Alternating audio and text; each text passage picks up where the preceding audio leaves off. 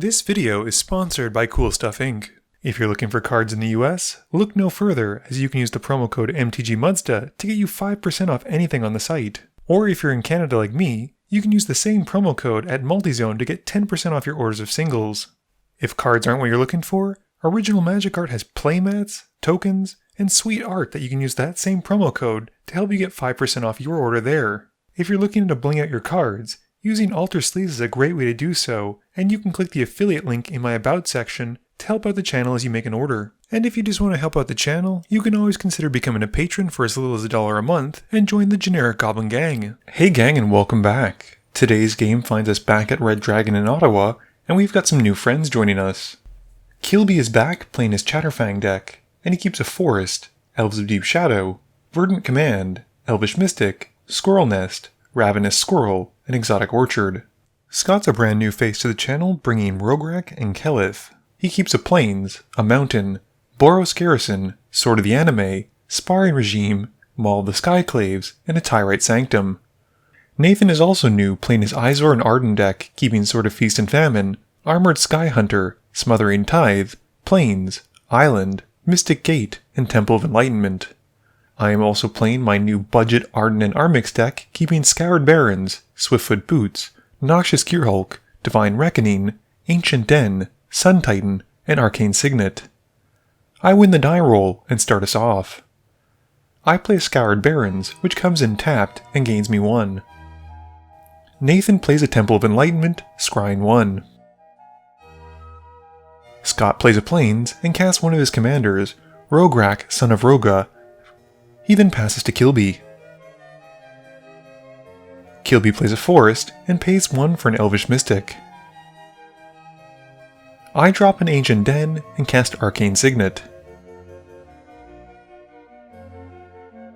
Nathan plays a Cavern of Souls, naming birds, and casts one of his commanders, Esior, Wardwing Familiar. Scott plays a Mountain and brings out his other commander, Keleth, Sunmane Familiar. Moving to combat, he swings Rograkh at me, and this triggers Keleth, putting a +1/+1 counter, and I then take 1. Kilby plays an Exotic Orchard, and then casts Elves of Deep Shadow, and follows up with a Ravenous Squirrel, and passes it to me. I cast an Orzhov Signet, followed by Swiftfoot Boots.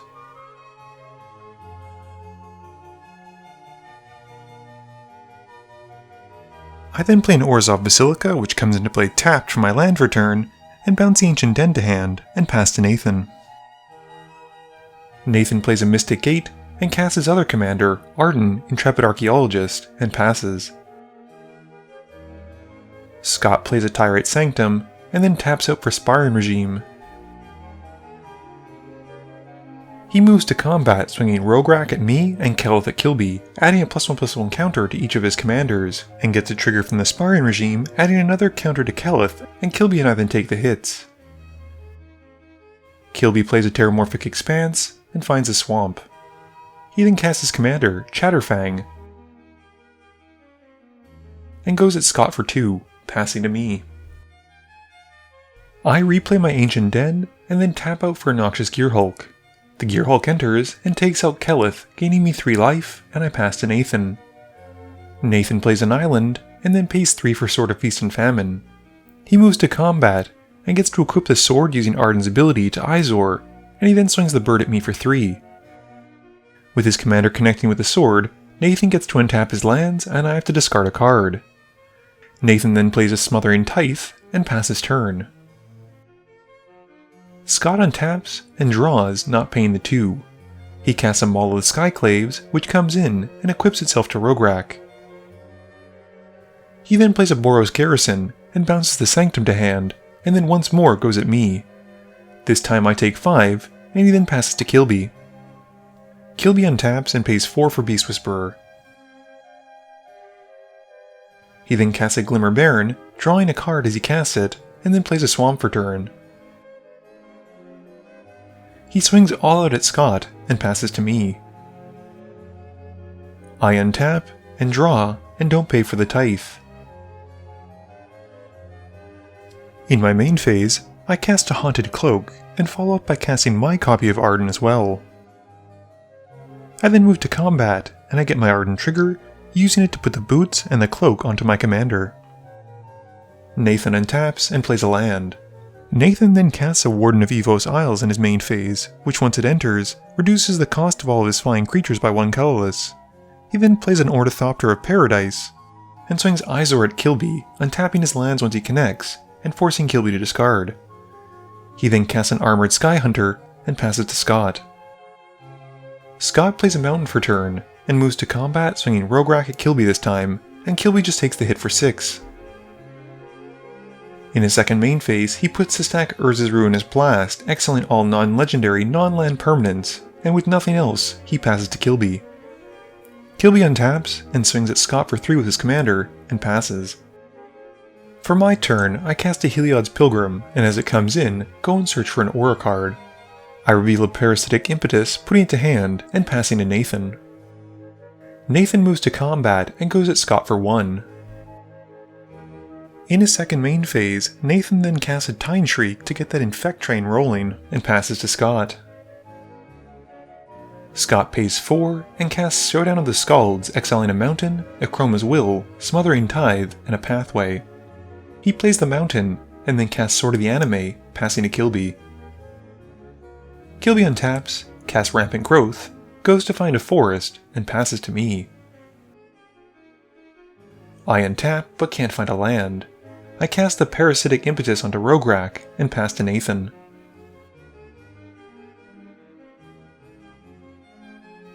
Nathan untaps and moves to combat. He swings at Scott for 2 Infect, who takes the 2 poison counters, and Nathan then passes. Scott replays his Tyrite Sanctum as his land for turn, and remembers to move on to Chapter 2 of the saga. He then casts a Shadow Spear, putting a +1/+1 counter onto Rograkh, and then Brunor Battlehammer, putting another counter onto Rograkh. He then uses the free equip off of Brunor to equip the Shadow Spear to the Kobold, and then pays to equip the Sword of the Anime. Scott then moves to combat, and declares war at Kilby. With the commander damage he's already taken, Kilby gets taken out as the Kobold connects. My turn has me casting a Gutterbones, and then just passing to Nathan. Nathan casts Tashar, Ancestor's Apostle, and moves to combat, swinging another 2 Infect at Scott, and then passing. Scott untaps, and moves to Chapter 3 on the saga, which is identical to the second one. He casts a Darksteel Mutation onto his own commander to make him indestructible, and turns it into a 0/1 insect, and keeps the +1/+1 counters onto it, plus adds another one onto it thanks to the saga. He then recasts Keleth, putting another +1/+1 counter onto Rograkh. He moves to combat and swings the only direction he can, sending the Kobold at Nathan, who, responding before damage is dealt, casts Path to Exile, exiling Rograkh and letting Scott go and find a land. Scott puts the basic into play tapped, and plays a land for turn before recasting Rograkh. He then re-equips the Shadow Spear onto it, and passes. I finally hit my 4th land drop, and decide to cast my other commander, Armix, Filigree Thrasher, passing to Nathan. Nathan untaps and plays a land. He casts Cauldron Complete, and moves it with Ardenn's ability onto his Infect Flyer. Moving to combat, he swings it at Scott to take him out. I untap, and with no plays, pass to Nathan. Nathan casts Sword of Fire and Ice, and moves to combat, and gets the move to the sword to Esior thanks to Ardenn. He swings Esior and the Infector at me, and I cast Go for the Throat to take out the Infect, but still take 3 from Esior. Nathan gets a trigger from his Sword of Fire and Ice, drawing a card and dealing 2 to Armix. With nothing else, he passes to me. My main phase has Prowler's Helm coming in, and as I move to combat, equip it onto Ardenn, and swing my commander at Nathan, who has no choice but to take the hit. Nathan untaps, and casts Avacyn, Angel of Hope. He moves to combat, and moves the Cauldron Complete over onto Tashar, and swings Esior and Tashar at me. I take both hits, and the Sword of Fire and Ice draws Nathan a card, and yields 2 to take out Ardenn. I play a Bojuka Bog, which comes in tapped, and exile Nathan's small graveyard. I then equip the helm onto Gutterbones, and swing it at Nathan for another 2, opting to go out swinging rather than to concede. Nathan untaps and casts a Stormscape Familiar and follows up with a reconnaissance mission.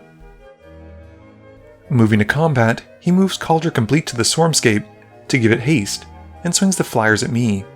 With no blocks, I take 19. And the Sword of Fire and Ice takes out my Gutterbone with the damage, and between it and the reconnaissance mission, Nathan draws a fresh 5 new cards.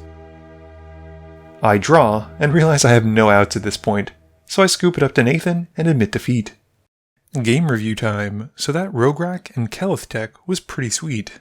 I always forget that Rograkh has Menace, and it does come up pretty often where that's relevant. I think unfortunately, like most Boros decks, it falls into the category of when you hit one person, you really want to go at them for the rest of the game or until they're dead, because you really can't afford to spread the commander damage around. So unfortunately for Kilby, even though Chatterfang was pretty sweet, he didn't really do very much this game and wasn't really able to show off the deck. In hindsight, it was pretty easy to see that Nathan was the main threat, since his evasive attackers were really grinding him out some sweet value with the sword triggers. My Armix and Ardenn deck did pretty well right up until the point where the Urza's Ruinous Blast resolved, and after that faltered a little bit. It is a budget deck, but I did enjoy being able to put the parasitic impetus onto someone else's commander, and force them to attack into my opponents. This video wouldn't be possible without the help from my sponsors, Cool Stuff Inc., Multizone, Original Magic Art, and Alter Sleeves. But it definitely wouldn't be possible without the help from you, the viewers, and my patrons. So I just want to say thank you for watching, and to remember, friends are just opponents you haven't eliminated yet.